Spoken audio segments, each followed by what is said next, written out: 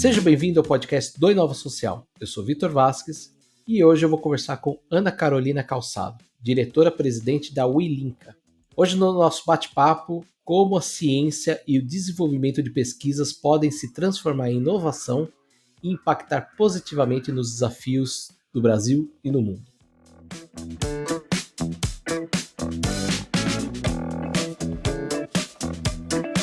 Ana, seja bem-vinda. Olá, Vitor, tudo bem? Ana, hoje vamos falar sobre ciência e tecnologia se transformando em inovação. Talvez para quem não esteja nesse cenário, não sabe que não é tão simples. Mas antes da gente começar falando da Wilinka, eu queria entender um pouquinho, queria conhecer um pouco mais a Ana Carolina. E queria que você contasse para mim, para o ouvinte, um pouquinho da sua trajetória, de como que você chegou até aqui. Bacana, então, olá a todo mundo, né, que vai assistir aqui o podcast, obrigada pelo convite, super feliz de estar aqui compartilhando um pouquinho da missão, né, e da história da Wilinka. Bem, como é que cheguei até aqui?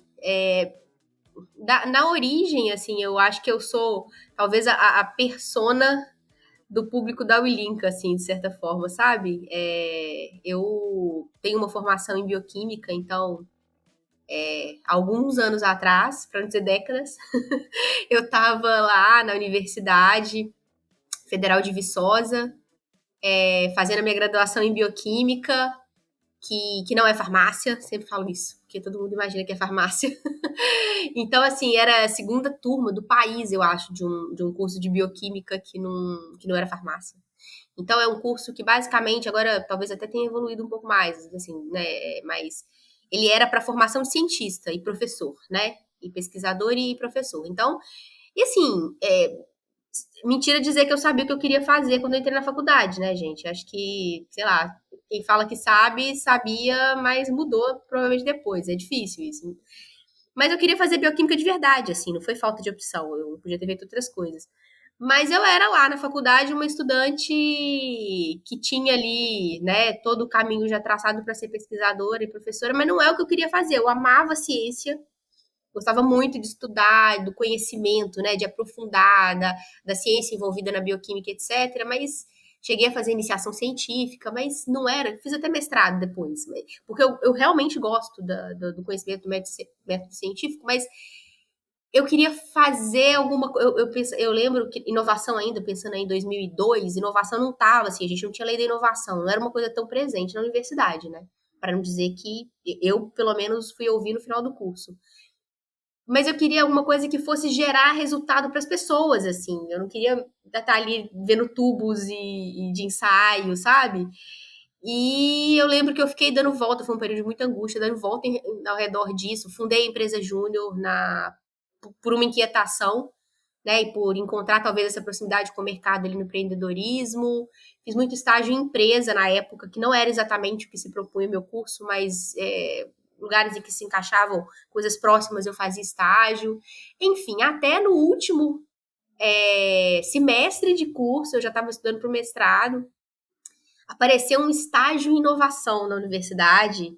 Aí já tinha sido lançada a lei da inovação, então já tinha toda a questão da aproximação da universidade com a empresa. E o Sebrae, na época, estava fazendo, junto com o Instituto Inovação, um programa, junto com a Universidade Federal de Viçosa, fez com outras universidades também, que era de avaliar o potencial das tecnologias, de alguns projetos científicos, avaliar o potencial deles se tornarem, né, soluções, produtos, negócios. E aí, assim, eu vi aquilo pregado na parede lá em algum lugar na universidade, não fazia ideia do que era, mas falei, parece que isso aqui talvez seja algo que eu me veja fazendo.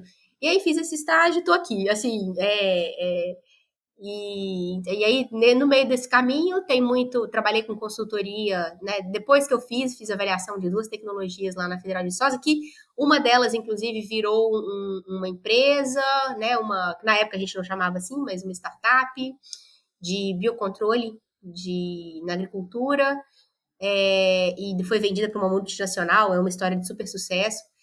E depois que eu saí, fui trabalhar com uma consultoria em inovação, né? E fiquei 7 anos, e depois fundei o Wilinka em 2013. Então, uma história. Não empreendi exatamente um negócio de base tecnológica, mas talvez eu tenha empreendido, né, ajudado a empreender milhares aí. Mas acho que o resumo da história é isso. E agora sobre a Wilinka. Eu queria que você falasse um pouquinho, né, um pouco mais o que é a instituição, onde vocês atuam.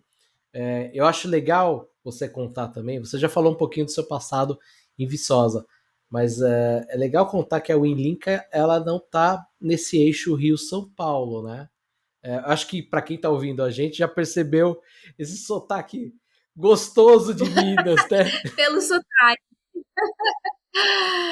Então, a Wilinka nasceu em Minas, né? Como vocês podem perceber, eu sou fundadora, sou uma das fundadoras da Wilinka, então a gente nasceu ali em BH e a partir de um sonho, assim, de um propósito de fato que já estava no DNA das pessoas, como pessoas com histórias parecidas com a minha. Mas hoje, assim, eu moro em São Paulo. A Wilinka hoje está no Brasil inteiro. Desde o início, a Wilinka, apesar de ter nascido em Belo Horizonte, a gente já começou atuando. O primeiro projeto da Wilinka, se não me engano, foi no Paraná. Enfim, a gente, né, já começou nos primeiros anos fazendo projeto no Norte e Nordeste, no Rio. Então a gente sempre teve essa atuação de fazer projetos no Brasil inteiro. Mas hoje a gente está mais que nunca nacional, porque a gente, né, se adaptou. A gente já era muito online, mas a gente hoje está com uma operação que consegue ser 100% online praticamente. Então tem gente no Brasil todo. A gente tem gente em Natal, em Cuiabá, eu estou em São Paulo, ainda tem um time, né, lá em BH, tem um escritório administrativo que fica lá. Mas estamos espalhados e fazendo projetos, né? Continuamos aumentando aí o volume de projetos, de atuação e fazendo ainda no Brasil inteiro. Quando a gente fala de inovação, uma parcela, acho que acredito que é até grande, pensa em novas tecnologias. O que é inovação na visão da Wilinka? Inovação, assim, realmente, se você falar inovação de forma geral, tem muitos conceitos, né? Mas pelo conceito, talvez o que eu acho que interpreta bem, é alguma coisa que é nova e que gera resultado, gera retorno financeiro ou não financeiro, né? De valor na ponta para uma empresa, para as pessoas e tudo mais. Então, só que aí entra toda uma discussão de novo, depende de contexto. Então, pode, por exemplo, algo pode ser inovador num contexto de uma empresa, mas não ser inovador num contexto de uma cidade, de um país. Então, tem umas questões aí, mas basicamente uma coisa nova que gere de fato valor, né, no final. A Wilinka, o foco da Wilinka, até acho que eu nem respondi isso na sua última pergunta, mas o foco de atuação da Wilinka é a inovação de base científica e tecnológica, que é um tipo bastante específico de inovação, né? Esse tipo de inovação ele precisa conviver com outros tipos de inovação para acontecer. Então, por isso a Wilinka também não trabalha só com inovação de base científica e tecnológica, mas é o centro, né? É o porquê de existência, é a missão, é o propósito. Então, a inovação de base científica e tecnológica, que aí é esse foco da Wilinka, é a inovação que é criada a partir da ciência, né? Do conhecimento gerado científico, tecnológico, que normalmente é gerado aí, principalmente falando de Brasil, nas universidades e tudo mais. É aquele conhecimento né, que sai dos laboratórios, de um laboratório ali de biotecnologia que desenvolve como eu disse lá, uma solução para a agricultura, né, de controle de pragas. Essa inovação, que é uma novidade, né, uma coisa nova e que depois vira de fato um produto. Então, por exemplo, essa solução para agricultura que vai de fato lá para campo e vai fazer o controle e vai gerar mais alimentos e vai gerar retorno para toda uma cadeia. Então, a inovação da WeLink é essa, é de base científica, assim, o foco. E aí, claro, convive com outros tipos de inovação, né? A inovação que a gente vê de mais de modelo de negócio, né? Para pensar novos modelos que os negócios podem ter. A inovação social, que você vai conseguir falar muito melhor do que eu e tudo mais. Mas é isso, inovação para o Wilinka, principalmente essa inovação de base científica e tecnológica. Eu quero fazer um parênteses aqui. Você citou, né? Você falou inovação social. A gente tem uma visão da inovação social, toda inovação que tem algum impacto social. E hoje a gente está falando de praticamente qualquer inovação no cenário como, vamos dizer assim, aplicado à sociedade. A gente tem pode ser mobilidade, pode ser uma biotecnologia, enfim, é bem amplo. Falando um pouquinho sobre o nascimento dessa inovação, né? Onde que costuma nascer isso? Você já falou um pouquinho da sua experiência dentro da academia, né? Qual que é o público que está à frente desse processo? A gente teve aí um aumento, já adiantando um pouquinho da sua resposta, mas eu queria acrescentar esse dado.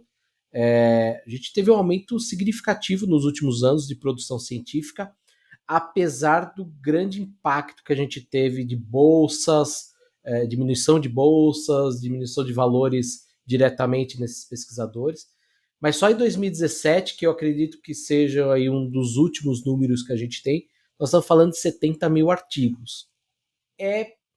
Para a realidade brasileira é bastante, né? Então, eu queria que você falasse um pouquinho sobre esse cenário, sobre onde nasce e quem que é o público que faz essa inovação nascer. É isso, você já deu aí a deixa, né? Essa inovação, ela, de forma geral, ela nasce pensando em Brasil, né? Nas universidades. Eu falo pensando em Brasil porque tem outros países em que existem os institutos de pesquisa privados, que são mais fortes e tal. Mas no Brasil, a universidade, principalmente a universidade pública,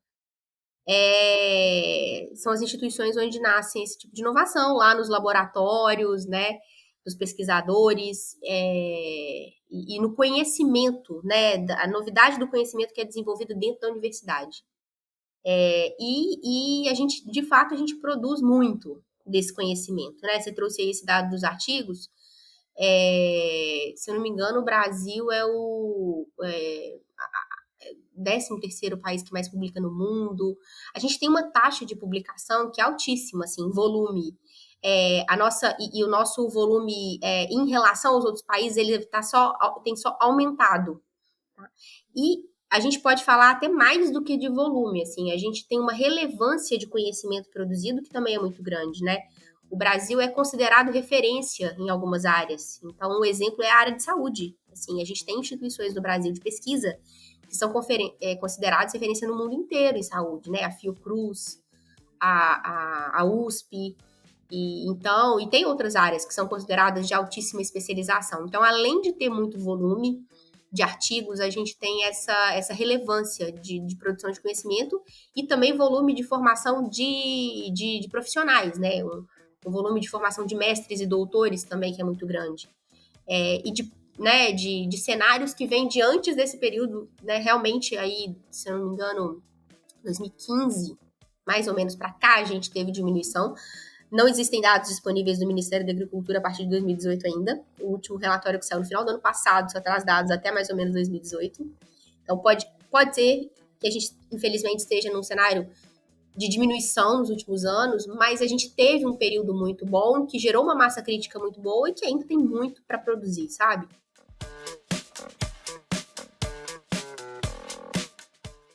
Atualmente, a Ulinca, ela atua, e aí você pode me corrigir, em 5 frentes principais, né? Você falou a respeito da saúde, mas a gente ainda tem clima, que é um ponto não só muito importante, mas muito em discussão agora. Acho que, enfim, ainda bem, porque a gente precisa correr com esse ponto. Mas temos também alimentação, meio ambiente e cidades. Qual que é a importância de transformar ciência e tecnologia em inovação para poder impactar, principalmente nesses 5 pontos aí que a gente citou? Realmente, assim, a gente tem problemas que a gente fala que é problemas de futuro, mas não tá tão longe assim, né? O futuro tá ali e existe uma escassez de soluções que estejam prontas ou que sejam de fácil desenvolvimento para esses problemas. Então, a gente precisa olhar para soluções robustas, mais inovadoras e que passam muito por essa inovação de base científica, né? Esses grandes problemas, assim, isso dito inclusive por vários relatórios internacionais, né? O tema Deep Tech, que é como tem sido chamada essa inovação de base científica no mundo inteiro, tem relatórios recentes que estão mostrando isso, né? A importância desse tipo de inovação justamente para lidar com os problemas de clima, de alimentação do mundo, de saúde e tudo mais. A inovação de base científica, ela tem essa capacidade de gerar soluções que vão ser super relevantes em resolver o problema de forma mais estrutural, sabe? Indo no cerne dos problemas e lidando de fato com a mudança tecnológica relacionada a essas questões, né?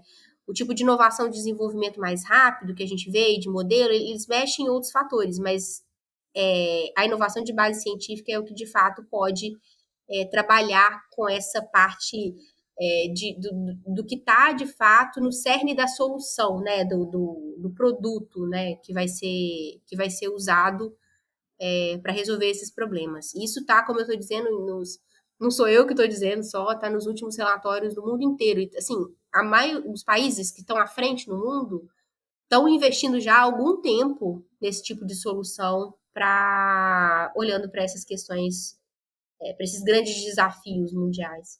Ana, onde que você vê, ou onde a Willinka vê, que é o grande, vamos dizer assim, vale da morte dessas inovações? A gente tem ali um fluxo, né, do momento que a pesquisa científica vai para o mercado. Onde que você vê que é o grande problema, o grande desafio? Olha, a gente até acabou de fazer uma pesquisa dos projetos, né, na nossa rede e tal, com os empreendedores e inovadores. Eles apontam muito a questão do recurso, né? Acesso a recurso para fazer o desenvolvimento da solução e do negócio. Acontece que e tem outras questões, então tem também questões a respeito do mindset, e eu vou falar sobre elas, né? E de estrutura. Então, é como se fosse um tripé aí desse Vale da Morte. Acontece o seguinte, o desenvolvimento do tipo de inovação do tipo científico, ele é um desenvolvimento diferente de outros tipos de soluções, né? Ele é um desenvolvimento que passa por uma fase inicial de desenvolvimento científico, né? Que é de bancada e tal, e ele tem uma complexidade de escalonamento, né? De ganhar escala, que é maior do que se você pensar num software ou em outros tipos de negócios tradicionais. A gente está falando de novas soluções que não têm, às vezes, processos de escalonamento já colocados, e tudo isso precisa ser criado e envolve normalmente muito recurso. A gente tem um ambiente em que a gente sempre teve recurso para a fase de pesquisa, aumentou muito, né, a visão para olhar para uma fase ali de desenvolvimento de protótipo, digamos assim, né, de pequena escala, mas a fase seguinte, que é para escalonamento, é uma fase que ainda tem um gap de recursos enorme. Quando eu falo mindset, que é o outro ponto, é essa questão o pesquisador precisa ter um mindset, precisa ter capacidade de enxergar a sua tecnologia como uma solução, e possivelmente um negócio, para ele direcionar o desenvolvimento dessa tecnologia adequadamente durante a fase de pesquisa e produção em pequena escala. Então, minimamente, ele precisa estar olhando para um problema, né? Essa visão de negócio. E não é um mindset muito comum na academia, né? Então, é outra questão. E a terceira que eu falei de estrutura está um pouco ligada a recurso, porque é necessário uma estrutura para fazer escalonamento em algumas fases que são de teste, de regulamentação, e normalmente as universidades não têm esse tipo de estrutura, né? Então, criar estruturas para fazer o desenvolvimento de uma tecnologia é um investimento muito alto. Tem sido resolvido em alguns países, no Brasil, alguns testes com laboratórios compartilhados, plantas, né, de produção compartilhadas e tudo mais, mas também é um desafio. Então, eu diria que são os três grandes desafios do desenvolvimento desse tipo de inovação, que levam aí ao Vale da Morte, né? Você falou sobre mindset, a gente já vai falar sobre isso, mas antes eu queria fazer um comentário e queria ouvir tua opinião a respeito disso também. Você falou desses 3 pilares aí que são o Vale da Morte, mas existe um gap muito grande em relação à produção de conhecimento científico. Hoje, segundo o Global Innovation Index 2021, o Brasil é o 12º país em produção de conhecimento científico, mas só 1,6% da produção científica, isso não sou eu quem estou falando, isso é a própria Willinka, vira inovação. Você acha que são só esses 3 pilares ou a gente ainda precisa trabalhar mais algum ponto no Brasil, especificamente Brasil, tá? para transformar essa produção científica em patentes, em projetos, em startups. Existe ainda... Você acha que o Mindset talvez seja o grande ponto em relação a isso? Porque eu acho que estrutura e apoio financeiro, eu sei que pode soar até um pouco soberbo, vamos assim dizer, mas dinheiro a gente resolve. Mas mudar a cultura é muito difícil, né? Não, e interessante, Vitor, que esse é um dos pontos principais de atuação da Wilinka, né? A gente atua em mindset muito forte. Mas é importante, mas assim, e ele tá meio. Porque quando eu falo mindset, eu tô falando muito do mindset do empreendedor e do pesquisador, né? Do empreendedor cientista. Então, trabalhar esse mindset é importante porque vai fazer saírem mais soluções alinhadas com os problemas reais de mercado. E se você tem um problema de mercado, você vai ter dinheiro para desenvolver essa solução, né? Então, sobre isso eu concordo com você sobre a abundância de recurso. Então, o mindset é muito importante para a gente gerar esse flow de soluções adequadas para atrair o recurso. Mas tem um outro mindset que é o mindset do outro lado, né? O mindset do investidor. Né, que pode ser empresa, pode ser um investidor mesmo, fundo de investimento e tudo mais. Que é uma outra questão no Brasil, assim, né? O investidor no Brasil, a gente está numa fase ainda aí, né, dentro da onda dos investimentos em startup digital, né? Que é sobre o qual está ancorado o modelo de venture capital e tudo mais. E que as empresas adotaram aí quando elas adotaram muito a questão do corporate venture, né? Então, é um modelo em que você trabalha com um portfólio de negócios para minimizar risco, minimiza muito risco, e você quer que um negócio daqueles 10 ali dê certo, os outros, se não der, tudo bem, mas um que paga 10. Esse modelo não, eu tô simplificando pra caramba, viu, gente? Mas é muito mais complexo do que isso. Mas esse modelo para inovação de base científica não funciona. E aí, assim, eu acho que durante muito tempo teve muito flow, a gente teve, né, o nosso ecossistema de inovação desenvolveu pra caramba, então muitas startups, fintech e outras que são mais digital, que conseguiram suprir o flow desses, né, dos investidores e não vale aí se você olhar para essa lógica, não vale a pena, com visão de investimento, você olhar para uma de base tecnológica numa visão de curto prazo, tá? Porque todos os relatórios mostram, os países, eu tô falando dessa visão do Brasil, mas um relatório da Hello Tomorrow, com a BCG, mostra que os investimentos em inovações de base científica e tecnológica quadruplicaram nos últimos 4 anos no mundo, puxados por China, Estados Unidos e um pouco da Europa. A gente não seguiu esse fluxo, mas não é à toa que isso está acontecendo, assim, tem retorno sim, só que com a visão, com o mindset, com a estrutura de investimento que hoje a gente segue no Brasil, isso não funciona. Mas enfim, então o mindset nesse sentido precisa mudar sim, mas é um mindset de como também o aporte de recursos precisa ser feito, mas a gente acaba no problema recurso. E aí vou adicionar um ponto que eu acho que está fora do eixo do tripé que eu falei, mas que é um elemento muito importante no Brasil, e a Wilinka, nos últimos anos, olhou para isso e está atuando também, que é o ecossistema, né? A gente precisa, assim, ter um conjunto de, assim, no sentido de instituições, de regras do país, a gente precisa ter um ecossistema que facilite um pouco mais, né, a vida do empreendedor, principalmente a vida do empreendedor de base científica. Então, a gente não tem um sistema público que facilite ainda, apesar da gente ter tido aí vários avanços, né, desde a Lei de Inovação em 2004, a gente ainda tem muitos entraves para esse tipo de negócio.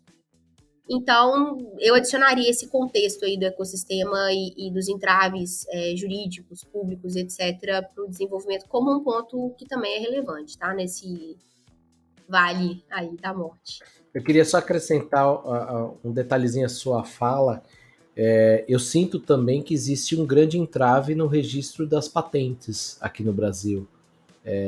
Eu sinto que é um desafio ainda imenso para o pesquisador ir lá e registrar uma patente, por toda a questão burocrática e todo o processo que a gente observa que existe hoje. Quem está acostumado com esse cenário sabe o quanto é difícil fazer esse registro.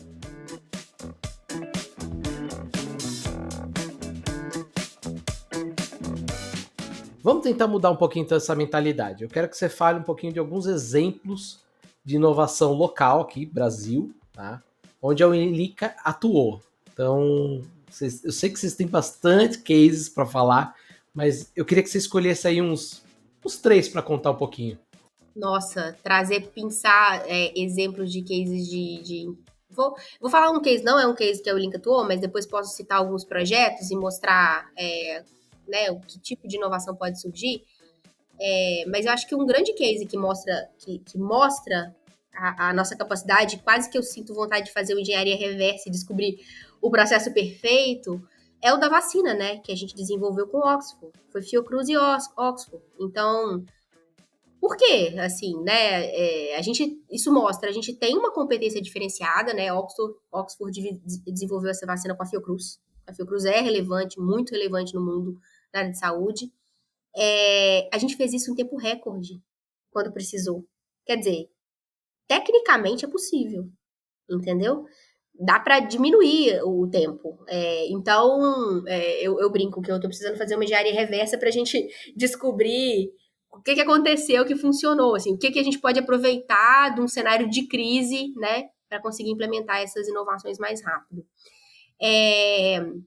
Na Ulinka, então, assim, até dando exemplo de saúde, a gente tem projetos, por exemplo, como o que a gente está acabando de finalizar agora com o Hospital das Clínicas, né, de São Paulo, que é também de saúde. O Hospital das Clínicas, ele né, é o maior hospital público da América Latina, então ele é super relevante em termos de atendimento à população. E ele está ligado diretamente à Faculdade de Medicina da USP, que é super relevante em termos de oferecer soluções científicas. E ele sentiu que pode melhorar, né, no sentido de conectar as duas pontas, né, de conseguir levar mais dessa inovação para as pessoas, né, do que os cientistas muitas vezes são médicos que estão na ponta com o paciente. Isso é ouro, assim, né? É a pessoa que tem a ideia, que desenvolve, que ao mesmo tempo está ligado com o que é realmente o problema de mercado.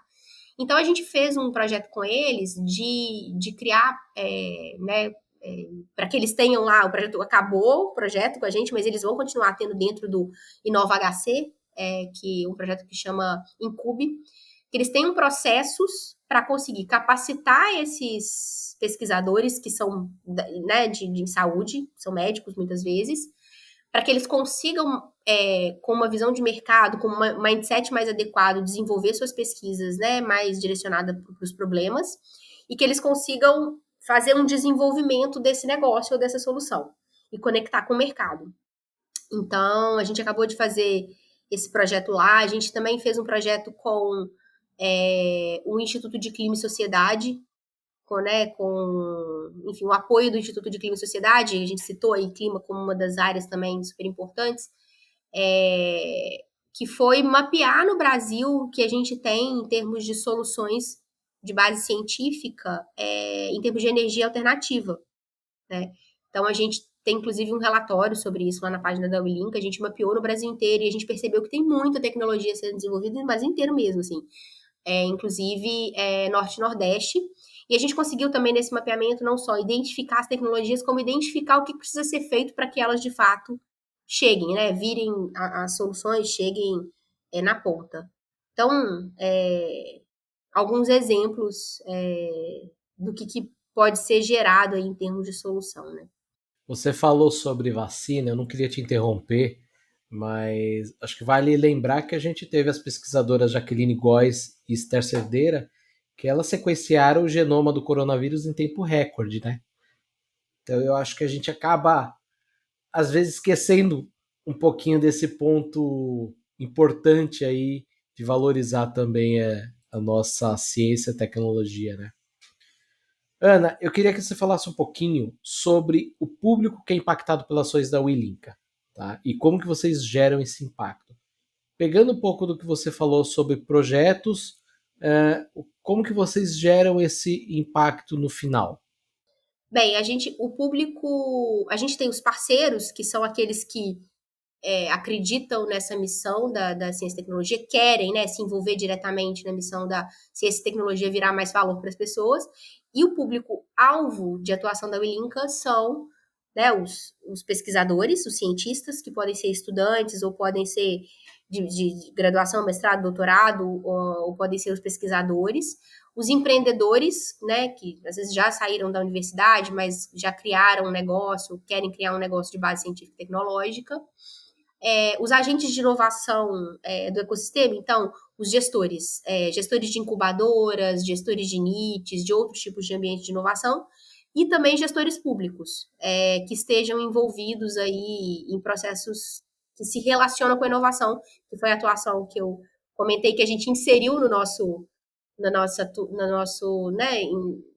nossas frentes, porque percebendo que era um gargalo, né? Era um ponto que causava um desafio muito grande para o desenvolvimento da inovação, que eram as leis, o que existia de regras, né, no ecossistema. Então, a gente trabalha com o gestor público o mindset de inovação e também para que ele consiga criar políticas públicas, iniciativas públicas mais adequadas para o desenvolvimento dessa inovação. Ana, a gente vai chegando ao fim do nosso bate-papo, mas antes de encerrar, eu quero trazer uma última pergunta, é aquela famosa pergunta de 1 milhão de reais. Vamos dizer assim, vamos colocar reais também, porque senão a gente não valoriza. Existe um longo caminho, a gente já viu por tudo que você falou, de transformar ciência e tecnologia em inovação e impacto socioambiental no Brasil. Como que você vê o futuro desse cenário? Onde que a gente pode melhorar? Onde você, como Ilinka, para e olha e fala assim, nossa, existem vários fatores, e eu acho que você falou em determinado momento uma coisa muito legal, que você estava sendo muito superficial. A gente sabe que tem muita coisa a se investigar e a se trabalhar. É que o podcast realmente não permite essa profundidade tão grande por causa do nosso tempo. Mas onde que você olha e fala assim, queria que isso daqui melhorasse, eu quero que o futuro seja desta forma? Nossa, na verdade, isso aí, a sua pergunta, é exatamente o que eu me pergunto todos os dias para fazer as ações da Wilinka, né? Da gestão da Wilinka, para definir onde vai ser a atuação da Wilinka, né? O que a gente pode fazer para melhorar. Então, assim, antes de falar o que a gente pode, o que a gente vê que deve ser feito para melhorar, o que a gente quer no final, né? Por que a gente está fazendo isso, né? A gente quer, no final, um país que tenha mais desenvolvimento socioeconômico e ambiental.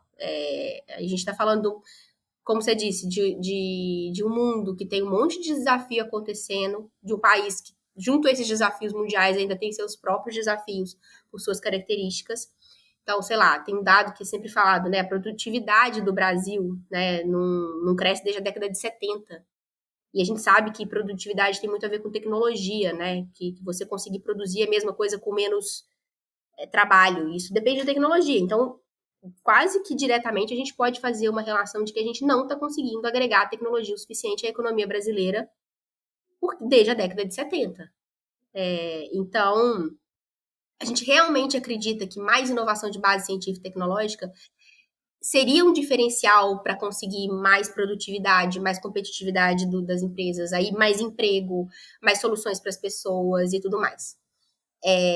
E a gente se pergunta todo dia, a gente abre um mapa assim, né, do Brasil, ecossistema, onde que a gente, como Ilinka, pode usar a competência que a gente tem desenvolvido ao longo desses 9 anos para mudar o cenário.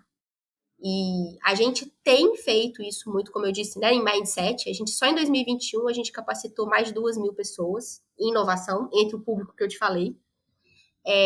A gente também só em 2021 a gente gerou, desenvolveu ou conectou mais de 1.500 soluções e negócios de base científica e tecnológica. Então, capacitar, desenvolver, né, gerar, desenvolver, conectar esses negócios são coisas que a gente percebeu que tinha que ser feito mais e a gente tem feito num volume bastante relevante nos últimos anos, assim.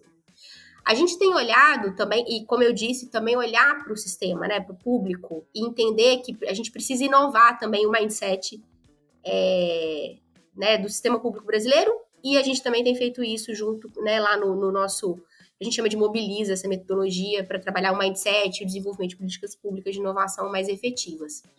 E a gente também está olhando para a questão de investimento. Eu acho que é uma coisa que tem várias pessoas também desse mundo que estão entendendo que isso precisa ser olhado. O mundo está dizendo, como eu disse, o relatório da BCG já está falando que o mundo já está fazendo isso. E a gente tem olhado no Brasil como que a gente consegue aplicar nossa expertise para evidenciar a oportunidade que é que os investidores, o recurso que existe sim, concordo com você em abundância, olhem para isso como uma oportunidade, além de todo o desenvolvimento que pode causar, né, do propósito, do impacto, mas de retorno mesmo, porque é um investimento que, não estou dizendo, outros investidores no resto do mundo estão dizendo, gera retorno. E o Brasil tem sim massa crítica, né, para aproveitar essa oportunidade. Então, acho que a gente está, além de tudo que a gente já estava olhando e vem olhando, a gente está agora olhando com mais calma e cuidado para esse ponto, para tentar atrair o recurso, que é o que os empreendedores têm dito que é uma das grandes questões, né? Ana, queria agradecer sua participação, lembrar o ouvinte que todos os links que a gente comentou nesse episódio, o link da Winlinka também está aqui, do Global Innovation Index também, e eu quero que você encerre, convide aí então quem é pesquisador, o investidor, enfim, eu vou deixar para você fazer esse último convite para a gente poder encerrar o episódio. Bacana, Vitor. Gente, assim, eu acho que para o público que eu falei, né, cientistas, estudantes, né, os estudantes aí de mestrado, doutorado, de graduação, empreendedores que se veem nessa figura de empreendedores de base científica e tecnológica, os gestores públicos que também estão interessados em aprimorar, né, melhor aprimorar nesse tema, acompanha o Ilinka, a gente tem lá, o Vitor vai deixar aqui então nas nossas redes, tem o nosso Instagram, tem o nosso LinkedIn, o nosso site em que a gente, né, tem uma série de publicações e a gente divulga também. Inscreva na newsletter, porque a gente sempre divulga as oportunidades lá, dos nossos programas e outros programas do ecossistema também que podem interessar. E para os investidores, para quem, né, se alinha com essa causa e acredita, é sempre importante para a gente ter parceiros, né, para continuar fazendo o nosso trabalho. Ana, mais uma vez obrigado, e o ouvinte, a gente se vê no próximo episódio. Até lá, tchau!